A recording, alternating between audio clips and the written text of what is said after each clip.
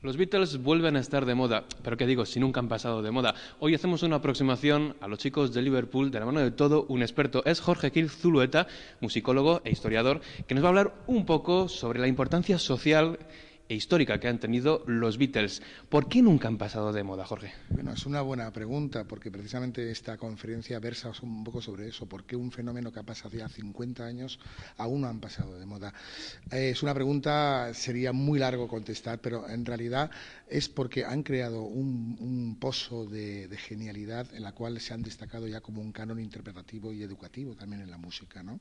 Una de las principales características, podríamos decir, de los Beatles fue su capacidad de renovación, ¿no? Desde luego, los últimos Beatles de sus últimos tiempos no fueron los primeros que conocimos con su pelo casco, sus baladas. Su Love Me Do Sí. y tal, una canción facilona, por así decirlo, ¿no? Efectivamente, en la conferencia es una de las cosas que llevo a destacar, ¿no? Esa evolución estilística que tuvieron los Beatles. Primero, las raíces musicales viniendo desde el rock americano, el rhythm and blues, el blues y tal, hasta conformar un propio estilo en la cual la evolución en tan solo 8 años de la carrera discográfica de los Beatles fue enorme. O sea, desde un Love Me Do a un Let It Be hay unos abismos musicales increíbles, pero al mismo tiempo conservaban esa etiqueta propia, ¿no?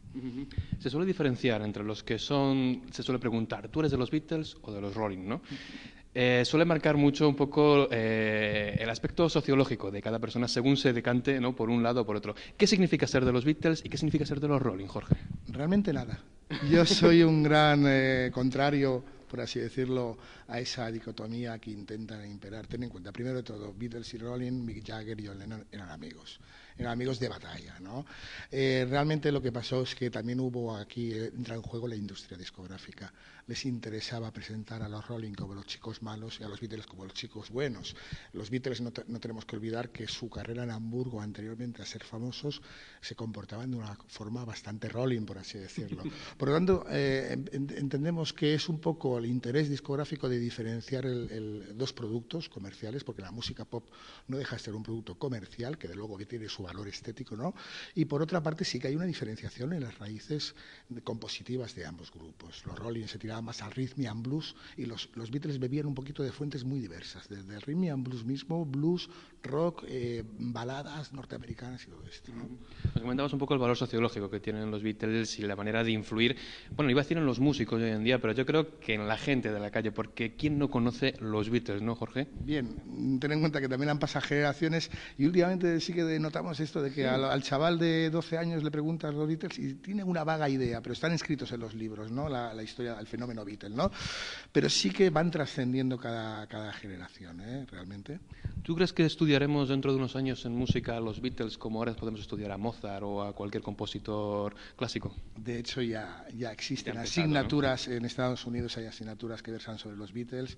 Aquí sacó una noticia que del año pasado, en la cual la Universidad de Liverpool ha abierto una cátedra Beatles. No sé si podemos decir que es algo exagerado o no, pero realmente es un fenómeno a estudiar desde un aspecto musicológico y social, porque realmente todo lo que sucedió con el fenómeno Beatles es a considerar desde las divisas que trajeron económicamente para Gran Bretaña hasta la moda de vestir, hasta todo el vanguardismo que generaron musicalmente hablando. Cada disco que ellos sacaban iba por delante de todo lo demás. Y todos los demás músicos, tengo que hablar de una excepción. Beach Boys con Pet Sounds fue un disco que abrió la mente a Paul McCartney para hacer Sgt. Peppers. En este caso fue al contrario. Pero normalmente era esa tendencia musical, ¿no? Cada cosa que hacían los Beatles estaba en vanguardia de aquel momento y luego los demás iban un poco al lastre.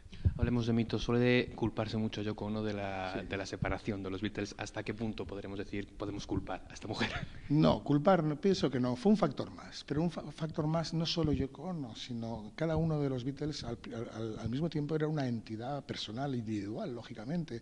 Entonces, al llegar casi a su treintena, ellos empezaron a crear su familia, sus hijos, se empezaron a acomodar. Por lo tanto, sí que Yoko Ono, pues a lo mejor fue mucho más activa el aparecer en los ensayos, que era una norma que los Beatles decían, ningún familiar, no mujer, sino ningún familiar podía aparecer por los ensayos. Y Yoko y John rompieron un poco esa norma, pero yo soy de los que ni la defienden ni la dejan de condenar por una separación. La separación de los Beatles fueron muchos factores que finalmente pues desembocaron en que ellos cogieron un camino individual. Bueno, la importancia importancia de los Beatles en la historia, no solamente musical, sino en la historia moderna, es innegable. Y antes de acabar, me gustaría preguntarte, porque yo no lo viví, la muerte de John Lennon en 1980, desde luego afectó a toda la humanidad. ¿Cómo lo viviste tú como historiador y como aficionado a los Beatles? Bueno, yo tenía 14 años de aquella y además estaba en plena fiebre Beatles. Esto que un amigo te descubre un poquito de esa música, vas comprando cada vinilo y tal, ¿no? Realmente fue una conmoción mundial. Porque también, además, John Lennon llevaba esa etiqueta de pacifista, que también se puede hablar mucho de ello, ¿no? Porque realmente John Lennon lo que quería aprovechar era su fama para mandar mensajes, ¿no?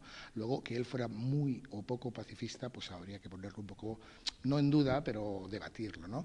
Pero realmente fue una conmoción porque siempre estaba en el aire, volverán los Beatles, y claro, en el momento que a John Lennon le asesinaron, además de la forma en que sucedió, ese sueño ya se rompió. Entonces, para todos los seguidores de los Beatles fue un poco traumático, la verdad.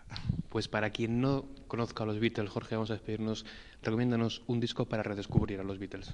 Difícil, difícil. Pero siempre el Sgt. Pepper's es una obra cumbre, todo hay que reconocerlo. Pero anteriormente hay unas joyas como Revolver. Yo me quedo entre Revolver y Sgt. Pepper's. Revolver para redescubrir a los Beatles. Ya lo saben. Muchas gracias, Jorge. Gracias a vosotros.